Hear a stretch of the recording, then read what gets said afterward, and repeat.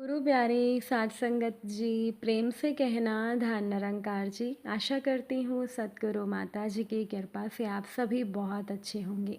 आज मैं आप सभी के लिए एक नई साखी लेकर आई हूँ। साध संगत जी, एक घर परिवार में अगर कभी कुछ गलत हो भी जाता है, ना जाने क्यों सारा का सारा दोष घर की बहू पर ही क्यों डाला जाता है। आज की साखी इसी विषय पर आधारित है। चलिए सुनते हैं आज की ये साखी।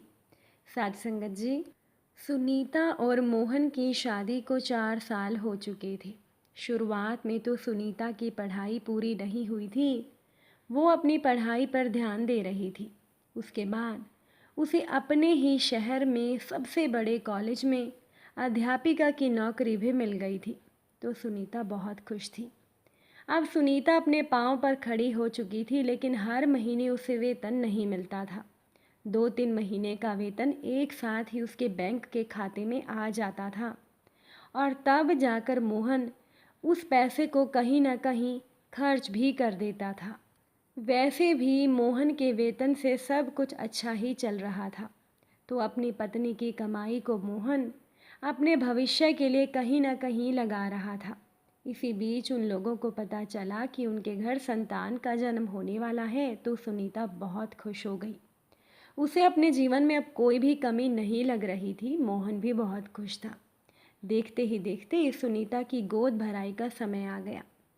सुनीता की सास ने रिश्तेदारों के दबाव में आकर गोद भराई का कार्यक्रम तो रखवा लिया था, लेकिन खर्चे को लेकर वो परेशान हो रही थी। सब कुछ खैर बहुत अच्छे से हो गया था। अब एक दिन सुबह सवेरे सुनीता की सास ने देखा कि आज उनकी बहू सुनीता बहुत खुश थी। खुश देखकर सास ने पूछ लिया, क्या बात है, तुम बहुत खुश हो? किसी से बात करने के बाद तुम तब से मुस्कुराए ही जा रही हो। सुनीता खुश होकर बोली, हाँ माँ जी, मेरी एक सहेली का फ़ोन आया था। वो कह रही थी कि उसे मेरी गोद भराई के कार्यक्रम बहुत अच्छा लगा। सब कुछ देखकर वो बहुत खुश थी।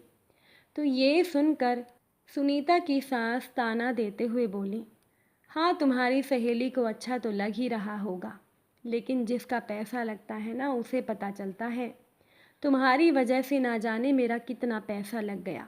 क्या तुम्हें कुछ पता भी है? सुनीता ये बात सुनकर हैरान थी।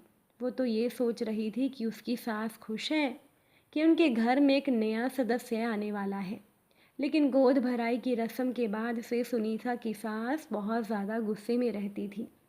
तो सुनीता धीरे से बोली, माँ जी अगर ऐसा ही था तो आपको मेरी गोद भराई का कार्यक्रम रखना ही नहीं चाहिए था। तो सास गुस्से में बोली, हाँ, ताकि लोग मुझे ताने मारते कि मैं अपनी बहू के लिए खुश नहीं हूँ। सुनीता परेशान हो गई। वो सोचने लगी कि मैं अपनी सास को अब क्या कहूँ। मुझे तो कुछ समझ ही नहीं आ रहा। अगर मैं इनके बारे में कुछ अच्छा भी बोलती हूँ तब भी इन्हें बुरा लगता है। तो सुनीता एक कमरे में गई और वो अपने कमरे में रखे हुए सूखे मेवे निकाल कर खाने लगी। अब क्योंकि उसके घर बच्चे का जन्म होने वाला था तो उसे भूख लगती थी।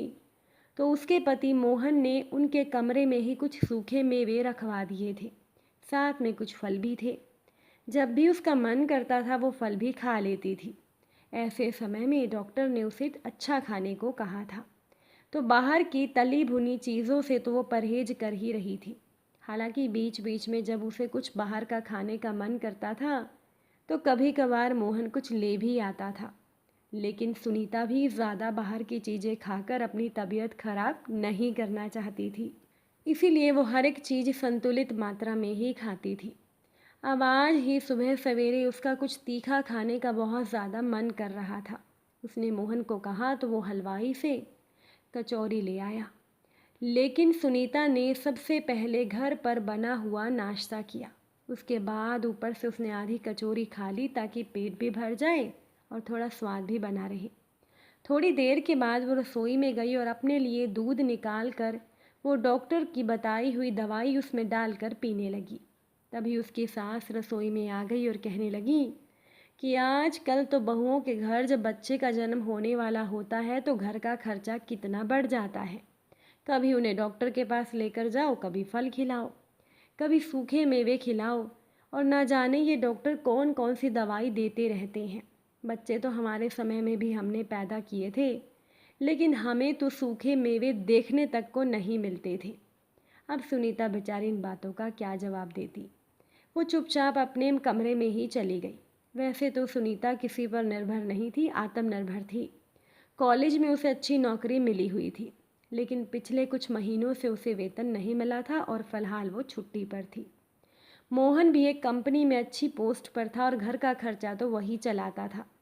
कहीं से भी वो सुनीता को कोई परेशानी नहीं होने देता था और सुनीता की सास को भी पेंशन मिलती थी। वो तो अपनी सारी पेंशन बैंक के खाते में ही जमा करती रहती थी। घर में कभी कोई फंक्शन होता था या कोई कार्यक्रम होता तो वो अपने खाते से पैसे निकाल कर खर्च भी कर दिया करती थी। लेकिन इस बार जब से उन्होंने बहू की गोद भराई का कार्यक्रम किया, तब से उन्हें बहुत ज़्यादा गुस्सा आ रहा था। उन्हें लग रहा था कि बहू के ऊपर उनका पैसा खर्च हो गया।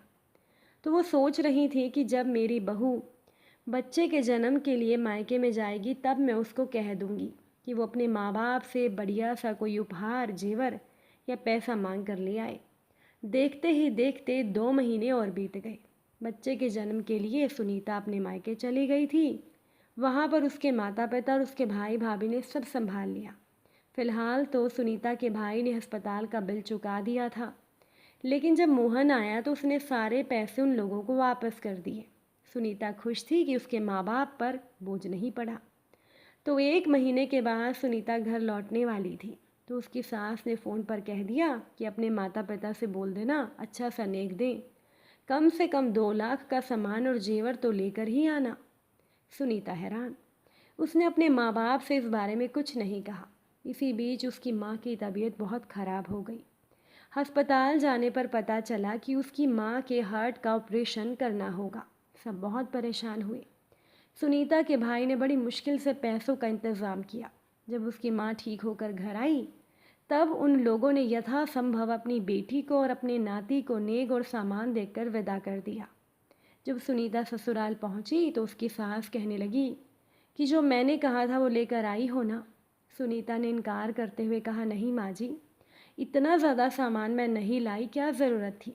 मेरे माँ बाप ने जो भी प्यार से दिया वो मैं ले आई। अब उन लोगों का प्यार और आशीर्वाद मेरे साथ बना रहे, यही मेरे लिए बहुत है। इससे ज़्यादा मुझे लालच नहीं। सुनीता की सास गुस्से में भड़क कर कहने लगी, इसका मतलब मैं तुझे लालची दिखती हूँ? मैंने तुझे साफ साफ कह दिया था कि अपने माँ बाप से 2 लाख रुपए का सामान मांग कर ले आना, क्योंकि मैंने भी तुम्हारे ऊपर काफ़ी खर्चा किया था, तो उनका भी फ़र्ज बनता है कि वो भी अपने नाती के होने पर पैसा खर्च करें। और बहू, वैसे भी तुम्हारी गोद भराई में मैंने अपना 50,000 रुपया लगाया था। अब तुम अपने पिता से 2 लाख मांग कर लाओ। सुनीता रो पड़ी, क्योंकि उसके पिता का अभी अभी कर्ज लेकर माँ का ऑपरेशन भी उन्होंने करवाया था। तो वो ना पैसा मांग सकती थी और ना ही अपने पिता को परेशान करना चाहती थी।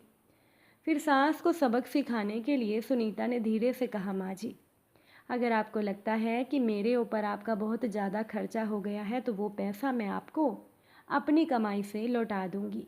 लेकिन मैं अपने माँ बाप से इतना पैसा नहीं मांग सकती। मेरी माँ की तबीयत वैसे ही ठीक नहीं, मेरे घर में पैसे की परेशानी भी चल रही है। मैं आपको आपका 50,000 रुपया लौटा दूंगी, बस मेरा वेतन आने की देर है, चिंता ना करें। सुनीता की सास गुस्से में भड़क कर कह रही लगी, जितना मैं कह रही हूँ उतना कर, ज़्यादा दिमाग मत लगा। तभी कमरे के अंदर से मोहन निकलकर बाहर आकर बोला, माँ, मैं कब से तुम्हारी ये बेतुकी बातें सुन रहा हूँ। बच्चा मेरा है तो जिम्मेदारी भी मेरी है। मुझे नहीं पता था कि एक छोटे से कार्यक्रम को करने में आपको इतनी परेशानी आ जाएगी। ना जाने आपने मेरी परवरिश कैसे की होगी। खैर छोड़िए, मेरे पास पैसे की कमी नहीं, मैं अभी आपको 50,000 रुपया दे देता हूँ। आपने ये बात मुझसे पहले कही होती तो मैं पहले ही पैसे दे देता। इतना कहकर वो अपने कमरे में गया और अपनी माँ को लाकर वो पैसे देने लगा। अब तो सुनीता की जो सास थी वो एकदम से चुप हो गई। वो कैसे कहती कि उन्हें तो बहू के पिता से पैसे चाहिए थे। बेटे के गुस्से को देखकर माँ भी थोड़ा डर गई और पैसे लौटाते हुए बोली, मुझे पैसे नहीं चाहिए, जाने दो। घर की ही तो बात है, पैसा तुम्हारे खाते में हो या मेरे में क्या फ़र्क पड़ता है। इतना कहकर वो चुपचाप वहाँ से चली गई। तब जाकर सुनीता ने राहत की सांस ली कि अब उसकी सास के तानों का अंत हो गया, वरना तो उसकी सास कब से उसके पीछे पड़ी थी। कि मैंने तुम पर कितना खर्च किया है। वैसे अगर उन्हें खर्च नहीं करना था तो वो पहले ही मना कर देती या बेटे से पैसा ले लेती, लेकिन खर्चा हो जाने के बाद बहू को इस तरह से सुनाना क्या ठीक था। साथ संगत जी, जिस घर में परिवार में एक दो सदस्य भी अच्छे होते हैं वो बाकी सदस्यों की गलतियों को संभाल सकते हैं। और अगर घर की बहू के फंक्शन में कभी कोई खर्चा हो भी गया तो बहू को इस बात के लिए सुनाना कहाँ तक उचित है, जबकि आपने वो खर्चा खुद ही अपनी बहू पर अपनी मर्जी से किया हो। या तो आप वो खर्चा करते ही नहीं, अब खर्चा हो गया तो उसके लिए सुनाने की क्या ज़रूरत है। और वैसे भी जब एक ही परिवार में रहते हैं तो ये तेरे मेरे का हिसाब किताब होना नहीं चाहिए।